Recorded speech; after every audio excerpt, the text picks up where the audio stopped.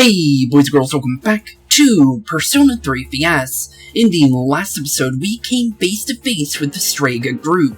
Although they didn't hurt us like I thought they would, they did let us know that they are completely and utterly against us, due to the fact that they want to keep the Tartarus around. Even though, honestly, for no good reason, due to the fact that it's only because they want to keep their powers, or at least that's what they tell us. We don't know their exact reasoning yet, or at least I don't know if that's actually just how simple it is, but other than that, we may have a new antagonist to our story, and a true one at that. We also gained a new ally in the last episode as well, being Koromaru the dog, or the shrine dog that protected Naganaki Shrine during the one full moon that apparently a random shadow ended up breaking out, and we found out that he summoned a persona, and now he actually has the ability to use it whenever he wants, and that means he's now a Seize operator, with his own little dog collar that actually allows him to control his persona, which is really cool. And it actually is pretty fitting that his persona is actually Cerberus, the guard dog of Hades, due to the fact that both of them are actually guard dogs in their story, so honestly, it was pretty cool to see that, and it's actually a really cool looking persona at that. So, with that, we're actually going to be continuing off with the Tartarus today, since we do need to keep making our progress through here, so honestly, as always, these are always in their own episodes, so let's get to the end of the Yabasha block and get ready for the next block, since that's where we're going in today's episode. The path to the next floor is blocked, the pathway is becoming unobstructed, and as you can see, we got Aegis, Koromaru, and Yukari today, so 2 new operators, and one literally, like, old operator since Yukari's been here since the beginning. Something seems different about the enemies around you. Please be careful. Okay, and with that, let's make our way into the Yabasha's second half, since honestly, we don't know what we're going to be running into, and if I can actually, you know what, we're just going to forget that shadow, because sometimes when shadows are in corners like that, they're almost impossible to actually hit, and if they don't notice you walking up to them, they're actually a lot easier to hit, so I just wanted to be able to actually, like, show you what we got so far, but honestly, as of everything we've gotten so far, I finally actually have a good persona to actually use on my main character now, since now I actually have medium damage on everybody, which is actually really nice. And we actually get to use our buddy Koromaru for the first time too, so let's see what his persona looks like in battle, since we've actually never got to use him yet. So honestly, pretty cool, and we already know what hers looks like, but now I actually have a slashing move instead of the double physical move. I don't know what happened to the other physical move, I think it evolved into Fatal End, which is pretty cool, but yeah, it was kind of weird that it just kind of disappeared, since I don't have any, like, control on what happens to any of that. It's kind of strange when you don't know what actually got deleted when they level up, since the abilities are specifically set to what they actually get, I think, because I don't know for sure what they actually gain and what they lose, but it seems like they gain the best abilities they can possibly get, due to how it actually looks. Well, I can't really tell, but based on what I can tell, that's what it seems like. So honestly, it's still pretty good that, they do upgrade to their, like, best forms, which is really, really good. I'll scan to see what's up ahead. It might take a while, so please move on. Okay, we'll keep moving on, and we get a free staircase, so we'll just keep going, since there's no shadows in front of us. Usually we only fight the shadows if a shadow actually appears in front of us, and then I'll, like, go and attack it, or it'll attack me, or you know what I mean. I sense something powerful, but I needed more time to find out exactly where it is. I just want you to be aware of that for now. I don't understand why there needs to be dialogue that just says, hey, keep going forward. Like, you can just tell me what floor it is, and then I'll just be okay with that, to be honest. But yeah, it's definitely weird. I kind of miss Persona 4's dialogue when it came to each floor. I know Persona 5 didn't have that whatsoever, but they had a lot of dialogue inside the dungeons, including, like, Persona 4, so it's kind of sad not to see how it is, you know, how it was like in Persona 4 and 5, because, honestly, the dungeons seem, like, less important how they have them in this game, to be honest, if I'll be completely honest. but that is going to be an impossible one to tell what it got shuffled to. I don't know how that actually works when they go up in the sky like that. I think it's just completely random. And it's actually really, really bad when you get a one with the Reaper card on it, from what I've noticed, because I've had it once where it's had 2 of the Reaper cards when I wasn't even, like, recording that part, and it threw them up in the air, and I had no clue where it was, but I ended up getting the right card for it not to be the Reaper, but still it seemed almost impossible to actually figure out how to actually dodge it. I know where it is now. It's on the 90th floor. I realize it's still a ways away, but please be ready. Okay, please be ready indeed. So with that, since we do have a little bit of ways until we actually get there, I'll do a small cut and I'll see you on the first boss fight, since, you know, this is basically gets repetitive after a while, so I try and get away from these as much as I possibly can for you guys. So with that, I'll be right back. Okay, now that we're actually at the 98th floor, we're now at our first boss fight of 2 for the Yabasha second part. So, let's see what we end up fighting for the first part of the Guardians. Please be careful. There's 3 enemies in the middle. And with that, now we just make our way to the middle and see what we're gonna be fighting against. Since, honestly, it's these guys. It's a little Magus guys. They're basically, like, from what I know, from what we know from Persona 4, I think they were called Maguses, I believe, but I don't think we fought any of these guys yet in Persona 3, so honestly, I'm kind of interested in seeing what these guys are going to do, since I don't remember these guys being very dangerous. So, honestly, let's see what we do. Here it comes. Yeah, here it comes indeed. If I remember, these guys are weak to fire in Persona 4, but I don't know if that's going to be the same in this game, since, you know, sometimes they change and sometimes they don't. This one's dangerous. Stay focused. Okay, I'll try and stay focused. So, first things first is because I have Kuthalon, or I forgot how you actually say that, but since we have Ku here, I actually have a moderate Kaja on him, so let's actually increase our attack real quick. If you're wondering how I got that on this guy, he got mixed into that virtue that I had. I think that was the one that had that. I forgot completely, to be completely honest, since a lot of the merging stuff isn't on camera, since I try and, like, because that stuff is just, it's way too much to actually think about when you're actually trying to do a video like this. So let's see here. Oh yeah, Swiss Strike attacks everybody. Ooh, that could be really good actually. Yeah, let's go for that, since it could hit 3 times. So honestly, since there's multiple enemies, that's actually really good, and we ended up getting a crit on top of that. And Bufu dying doesn't really affect us, so that's actually good because of the fact that they are using Ice-type attacks. We can actually use that to our advantage. The only thing is this guy's down, so let's try and go for Agileo and see if it lets us bounce off all of them. And if it does, we can keep going and we can get a full-on squad wipe here, since we know that the Guardians don't have damage reduction or that much health to begin with. Oh, we don't. Oh, because we're frozen, it doesn't let us. Wow, that's unfortunate. That would have been a free all-out attack for Koromaru there, but sadly he didn't get it because of the fact that, you know, he didn't get that chance. So let's see here. So they're called magical mages, so I was right. Okay, and they actually have the same name as the ones in Persona 4 during the first dungeon where you go to the palace for Yukiko. It's actually pretty funny.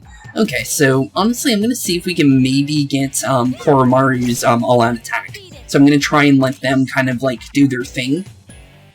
But also, we'll be probably fine enough to actually, like, you know, survive. So I'm just going to let them kind of, like, chill for a second.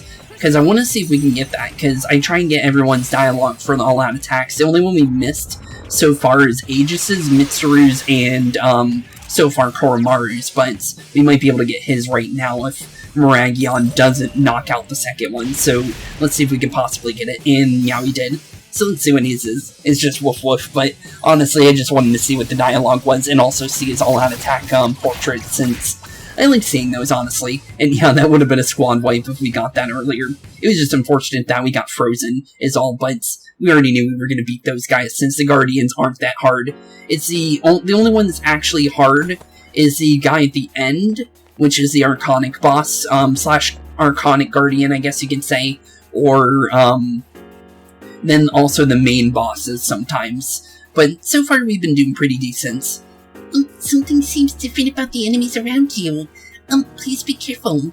Okay, and with her words of warning, let's be careful. Ooh, well, since the stairs are right there, let's find another enemy, since then it seems a little like, that was a little quick to find the door, since usually the door is not, like, standing right directly next to us, and on the, like, earlier floors. On the later floors, it makes sense, but you would think, like, it would be a little bit further than that. That's, like, 2 steps, which I'll do an extra fight just in case, because, yeah, that's a little too early, to be honest. Okay, 1 free Stonic Fist. And also, just to bring this up, when, right before I did my cut, I think you guys saw it, but, when I opened up the suitcase, it actually gave me a spear, which none of our characters actually use spears yet, so that's a nice little foreshadowing on another new character, to be honest, since none of our characters can use that. I think our main character can, but he can't use all weapons, although they say you can, because you can't use the knife, because the knife is only for Koromaru. And you can't use guns because Aegis is the only one that can use the guns. But yeah, you can use all the weapons, but the spear is, well, every character has their own weapon specifically to them, except for the main character, which can use almost all the weapons. So it's kind of cool to see the spear this early, since that is going to be another playable character's main weapon in the future, since that is one we do know about. And I don't know if there's any other playable characters after Ken, to be honest, because we've already talked about Ken being playable, and I think that's actually his weapon. But I don't know if there's any other playable characters after him, to be completely honest. But I guess we'll find out soon, because, it can't be that long from now, you would think, right? But let's continue. I'll see what I can see what it's up ahead. It might take a while, so you might want to move on. Okay. Might want to move on, indeed. So I'm gonna guess, ooh, free suitcase, might as well grab that since it's literally right next to us. I like how the suitcases in this game, compared to the chests in Persona 4, aren't, like, locked completely off. Because sometimes the shadows are, like, sitting inside the chest and stuff, and it makes you not want to even open them. And they're also blocked off by shadows in general, so I just stayed away from them in that series. I like how in this game I'm actually able to walk up to the chest and stuff without actually having to worry that I'm gonna get attacked just for opening it up, and then getting like a really, really bad item out of it. Ooh, red enemy. Okay, let's see what our red enemy is for the second half. Ooh, these guys. Looks interesting. We should probably figure out what they're weak to, so Champion Knights. Okay, so... I'm gonna change into Mott, due to the fact that Mott has higher magical attacks, and then we'll try and figure out from there what we can do. I don't think they're gonna be weak to Curse, but it is worth a shot. It is high odds of insta-kill, so it's worth a shot, and we can see if it actually does its thing, but I'm gonna say it might more than likely. Never mind, there goes the heavy shadow just like that, and those are the strongest ones for this floor, or like, area, so cool. Just like that. I definitely like having Mamadude, but I'm not gonna overuse it, because I could overuse it if I really wanted to, but I try not to use insta-kill attacks, because of the fact that, it could instantly get rid of a wave of enemies just like that. So I'm trying to not do that often, but that is higher based enemies, and it can technically wipe us out if it's, like, strong enough. So it is better to play safe just in case, since the enemies also have insta-kill abilities, so we do need to be careful. Can you go up a little higher? I'm having a little trouble sensing what's up ahead. Okay, yeah, we can keep going. And of course the stairs are literally right next to us, so we'll go hunt a shadow real quick. Ooh, a big one. That means there's a bunch of enemies in there, so let's go fight off of this guy real quick, and see what we end up fighting. Hey, it's the, what do you call it? The guy that's weak to electric on the previous floor. Okay, we already know what he's weak to. Don't know about the red guys, but honestly, we just zap him to complete and utter ashes, and GG, just like that. Oh, and there's a Reaper card, and I think that's the first time it's actually appeared on video. So we can just go for the card here, and I'm going to be careful because I don't know if the Reaper can still chase you after pulling that card. Because you can go to the next floor and he won't be chasing you, but I don't know if it actually, like, stops him from, chasing you later at an earlier time or something. So I try and be careful about that just in case, because, the Reaper's level, like, 90-something, and he instant party wipes you if you can't get away from him, so we're just going to be careful when around that. And eventually we will run into a card swipe that makes that impossible to dodge, so we will probably more than likely eventually run into him at some point by accident, but yeah, definitely don't want to run into him now since I know we can't fight him. So just to be careful, let's try not to do that on purpose. I can barely sense a strong presence. But it's going to take me some time to pinpoint its location. Okay. Yeah, keep pinpointing that location, Fuka, as much as you can possibly do. And also, it's hard to actually hit those shadows when they run around like that, to be honest. Sometimes it's easy, and then sometimes it's actually kind of hard. As we can see, like, I got him because I guessed where he would run off to, but it's actually kind of hard to actually chase those things down, to be completely honest. And since I don't need level 2 weapons, I'm just going to grab the free queen mob since I can merge that into something later. Since, honestly, the free personas are kind of nice every now and again, if you actually can use them, that is. So yeah, definitely nice every now and again, but sometimes they're just, you know, you can't really use them if they don't have good abilities, but sometimes I grab them anyways because they end up being something good. Ooh, 2 completely new ones. We got the Phantom Lord and the Furious Gygus. The Phantom Lord's gonna more than likely be the more dangerous one, and the reason why I say that is because the last version of this guy we fought had an instant kill attack, so we need to be very careful, and we can't let him start running around like that, since, you know, it might be really, really bad. I don't know if this is gonna be bad against him, but okay, he just blocks it. So let's see, here he had Mamudo, which is high insta-kill, so yeah, we do need to get rid of him. He nulls fire, which we know that, but he also repels curse magic. Ooh, that would be dangerous, because not all my characters can actually, like, repel that back onto him. So let's make sure that the Phantom Lord is down, so we don't have to worry about being insta-killed. But yeah, definitely good to get him away from us. And then we can probably go for Garla here, since he might be weak to that. I don't know. Oh, he actually is. I think he was weak to electric before, but I don't really remember. I think it was fire, actually, to be completely honest, for the steel Gyguses, but yeah, definitely don't want to let them get their way, because those guys actually seem more dangerous than the strong enemies we fought. How are you feeling? Please don't push yourself too hard. Okay, and with that, I'm going to do a small cut till we get to the next boss fight / last boss fight for the Yamasha. So with that, I'll see you guys very soon, and we'll be on our last little area for the Yamasha block, and then making our way to the final area for this. So with that, BRB. Okay, and now that we're on the 110th floor, we're now officially nearing the way to the halfway point of the Tartarus in general, due to the fact that there is 264 floors. And we're almost done with the third block of 6. So honestly, we're getting closer and closer to the end of the Tartarus, which is actually pretty sad, since sometimes these episodes are actually pretty fun. Although sometimes they do get a little repetitive, we do make our own way out through it and try and make it as fun as possible as I can possibly do by trying to make fun commentary with the things we're fighting. So honestly, with that, we're now on the final boss of the Yamasha block, so let's finally see what's going on with this. There's a really strong enemy near the middle. Be careful, okay? And with that, let's go and see what our iconic guardian is going to be for today's episode. And honestly, I do wonder what it would end up being. Oh, it's one of these old dancer guys. I believe that's the lovers then, since of the fact that it literally has a heart above it. And also, it's 2 people dancing together, so I think that would mean it's the lovers. Good luck. And with that, let's find off with the, I think these things are called ice dancers, I think. Its iconic is lovers. It's strong foe. Yeah, it is a strong foe, so natural dancer.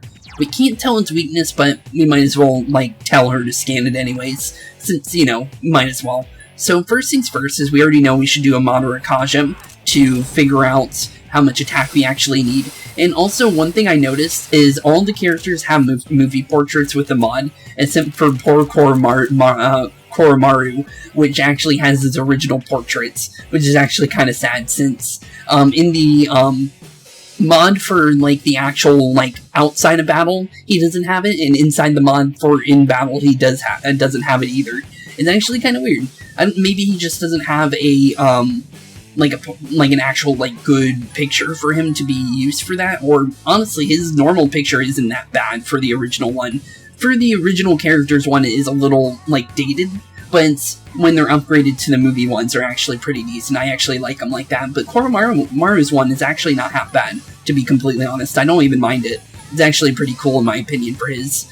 So I don't think she has anything to decrease the enemies, yeah. Although she does have a lot of like stat boosting stuff. But we'll go for Fatal End since that is medium damage, just because it's safer to do, and also has a chance of critting. She's using Garudine. Thankfully, I don't think any of us are weak to that, and it also uses piercing damage, which is also good to know.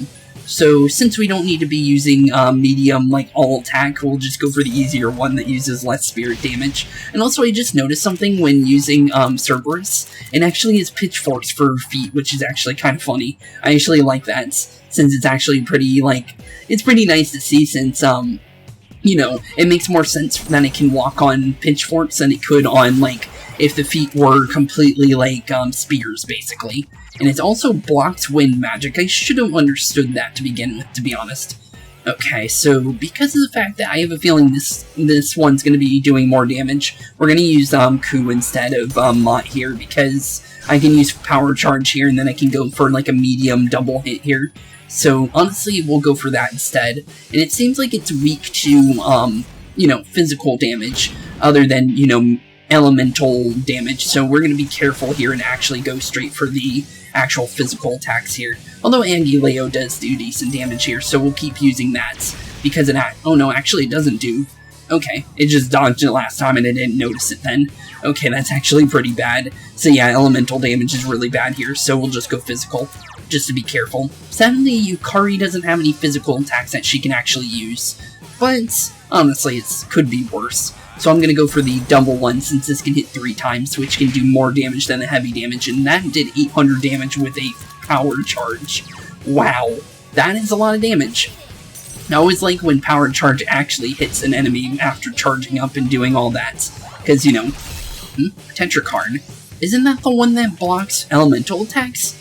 Why would you need that? Oh no, it's the one that reflects it. Okay, that could have been really bad if that was my main character attacking, since I could one-shot him if he did that before we actually attacked him. Thankfully, Koromaru was the one that attacked there, and he didn't do anything dangerously high damage when it came to physical attack, since his physical attack can only do so much without a physical persona ability, since it's going based on how much damage his weapon actually does. So yeah, that could have been really, really bad. But we got some diamonds and a Cup of the Queen, and I believe those, like, increase your persona stats. I haven't used any of those, by the way. I've been saving them up for later, because I might find a persona I really, really like, and I wanted to use that on the persona I end up using, since there could be one like, Kaguya, like I liked in Persona 4 and 5. Well, it appeared in Persona 4, for what I know is like the first game it did appear in, as the disc jockey version of it, but I definitely like, that persona. I don't know if it's in Persona 3, I didn't look into any of the personas in this game, although I probably should, because I want to see, like, which ones, like, return, from this game into the next one, since I know what's in Persona 4 and 5, since I played them. And obviously, you know, I played through Persona 4, and I always tell you I beat in Persona 5 the normal version of it. I don't know anything about the Royal version. I've been really wanting to play that, and I might be able to finally do so soon. Since I did order a PS5, I finally have it ordered. I don't know when it's going to get here, because, you know, shipping and everything, and there's been storms and stuff, so it is slowing down the shipping process. But I really hope that ends up happening, since I want to play that game for you guys. I might go through it on my own to do, like, so I have the New Game Plus to make it so I can do the New Game Plus for you guys instead, because then I can make it like this, where we can just focus on the social links instead of me, like, running around and doing social stats in between episodes and stuff like that, since that was really annoying in Persona 4 to do that, since I had to try and efficiently do things when it came to social stats. So thankfully I might be able to do that for Persona 5, and then it would make it easier for me to play it for you guys. And then I'll try and skip over anything that I haven't seen before, as much as I possibly can when I go through them on my own to get to the New Game Plus mode, since I know what happens in the normal Persona 5 game, so I can easily get there without, spoiling myself on anything. So I'm going to try and do that, so hopefully I can get that ready for you guys sometime in the future, but I'm going to say is by the time I get to New Game Plus is when we'll probably do that series, is what I'm going to say, since I don't know when it's going to happen yet, so let's be honest. So let's continue, since, we need to keep making our way to the next documents. And honestly, I really wonder what that next document's going to say, since it is very, very interesting what it talks about so far.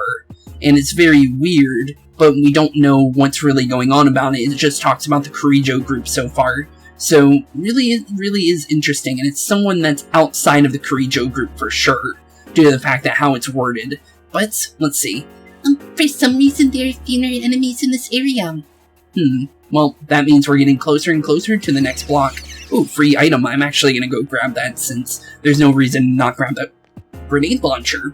Well, that's free. Well, I could already buy one of those, but it's still cool to see a grenade launcher in general as like one of the starting weapons for... Okay, hello. Jotun of Power. Did not expect to see some giant enemy like you, to be honest. These guys were weak to fire or electric in Persona 4, I think. So I'll go with what I know and see if I'm right. Nope, he's not weak to electric this time around. Okay, so we'll go for fire, since I did say fire was another option. And thankfully we'll be able to scan him soon, so we'll know what he's weak to in a second. It's just I can't know for sure yet, since we don't have the scan in yet. That's the only problem about Fuka's ability, but thankfully Fuka's ability actually tells you, ooh, last resort. That could be really bad. He has no weaknesses, but he drains ice and he's strong against light magic. Interesting. Very interesting. How can you be strong against light magic if light and curse magic always one-shot you? Does it make it like halfway knock you out, basically? That makes no sense, honestly. But he has last resort, so we actually need to get rid of him now. Like, now. Because of the fact that last resort is like that one, explosion attack that they did in Persona 4 with the dices that randomly got me, and there is 2 of those. Oh, no. Okay. Keep an eye on the EXP. Okay. Keeping an eye on... I'm gonna actually focus. Okay. I don't want to accidentally hit one of those, because those can be really, really bad, as I said. Because it's nice and all that the Reaper, shows up and chases you and everything in this game, but... yeah, I don't want to have him chase me early. He only chases you if you stay on a floor for too long, and it's like 5 minutes, and it gets lower on smaller floors. I think it cuts in half, so it's like 2 minutes and 30 on these floors. But, yeah, I don't want him to show up at this point, as I said earlier, because he could literally party wipe me, and I need to run for my life, basically. This area doesn't have many enemies either. Okay, with that means we're getting closer and closer to that obstruction, so we'll keep making our way. We'll keep slashing the shadows that are in front of us, since, we can easily do so. So let's see here. Sadly, if it's going to be these guys, I'm just going to skip past these guys, since these guys are pretty tanky, and they do take a couple hits. But, ooh, actually, that works. Please be, just thank you. Let us commence with an all-out attack. Okay, and with that, we now have Aegis and Koromaru, so now it's just Mr. missing one now. Thankfully, Aegis Engine ended up, saying, actually saying something there, because it actually makes things easier for me, because I want to make sure to show all of those for you guys. So, yeah, that's good. I was actually kind of, wondering when we would end up getting Aegis's one, and we ended up getting hers. Why is Mitsuru's one so hard? We've used her so many times, and we have yet to get hers, to be honest. It is kind of strange how we have yet to do that yet, since, we've used her, how many times now? 4 times, 5 times? And this is literally, Aegis's and Koromaru's first time to actually have, full-on battles and stuff, and they get it on their first try. It's kind of funny. There aren't many enemies there either. Okay. So we just keep making our ways forward as much as we possibly can. And since, honestly, these are the shorter floors, we'll just keep making our way through, since, as I said, on the later floors, I don't mind doing that. Oh, it's a dead end. Good job. Please come back to the entrance. Okay, and with that, let's go see what our document is. Obtained Old Document 5. And let's see, nothing new for when it comes to the outer areas. Basically, it looks like that one painting, that's the infinite stairway, basically, which is pretty cool. I do like that, and that's actually a really cool thing to see. Interesting layout. This is more of what I thought the Tartarus would look like on the outside earlier, when we were talking about the earlier floors. Because, one of them was like a lake of like, blood, basically. And then one was like, what was it, like hotel rooms? This feels like more like I thought I was going to be seeing when I looked outside. That's actually pretty cool, I like that. It's actually a really nice design. So with that, let's actually look at our old document now, since we do have that. So let's go to our dictionary and let's read. Since we usually do so, we're going to read all 5 in succession, since I like to do so, since it kind of catches me up on everything. The electricity's hooked up, but why do they need so much? There's only a school on this island. Weird. Kirijo's Ergo Research Branch plans to build a lab on this island. I wonder what for. They built a research facility here. They want me to join the team, but I have a bad feeling. The team leader asked me himself. I was so surprised. It's the same man who once saved my life. I wanted to be with him, so I joined. What a mistake. We shouldn't be experimenting with these shadows. Interesting. So it's someone that was not a part of it to begin with, and then joined, and ended up, regretting his decision, basically. And I wonder who this man is, specifically. Is it Kirijo, like, grandfather Kirijo, or is it someone completely different, like Yukari's father, since we also know Yukari's father joined, and was the, shadow researcher. And it could be him, actually, to be honest. I wouldn't doubt it, but who honestly knows? So, interesting. Very, very interesting. So, with that, we're officially done with our exploration for this episode, since we literally can't go any further. So, the path to the next floor is blocked, and you can't go any further. So, until next chapter, we're completely blocked out of that. But, honestly, it's just interesting to keep making our way through, and, this is something we have to do, since this is where the game's final boss will be. So, we need to keep making our way forward, so we don't, fall behind, and we also need the experience anyways for boss fights and stuff like that. But it is 100% the final boss is going to be in here. There's no way around it, since Persona 5, for instance, when they had that and that, the final boss was in the final area, or technically, but you had to make your way to the final area of Mementos, and if you didn't do it beforehand, you would have had to go through all of Mementos to get to the final area, from first floor to last floor, if you didn't do it ahead of time. So basically, doing this is smart, and also we need the experience anyways, so it's smart to do so in general. So, with that, let's tell Fuka that we're all done, and then we'll end off today's episode. I'll support you all from here, so now is there anything else I can do for you? Yep, check our progress. You've explored 114 levels in the tower. You can't go any further right now, so this is a good time to stop. Thanks for your hard work. Anything else? Nope, that's it, Fuka. Thank you. So, with that, as always, this will be the end of today's episode, since we do the Tartarus in their own episodes, just like Persona 4, and what will probably not be the case in Persona 5, since Persona 5's dungeons are a lot longer. I'm gonna be honest, it could take 5 hours to get through one dungeon in Persona 5, if, you take your time through it, and you fight every enemy and stuff like that. So, yeah, definitely will be a different case when it comes to Persona 5. I need to figure out what I'm gonna do for that, since I do know the dungeons are really, really long. But, with that, thank you all for watching today's episode. Have a wonderful rest of your day, and I'll see you all in the next one. Peace out. Hey, boys and girls, thank you all for watching today's episode. If you liked what you saw today, please leave a like and maybe even subscribe. And hit the bell notification down below. If you guys have any kind of suggestions for games, please put that in the comments down below as well. Thank you all for watching today's episode, and keep being spooky. Peace out, guys.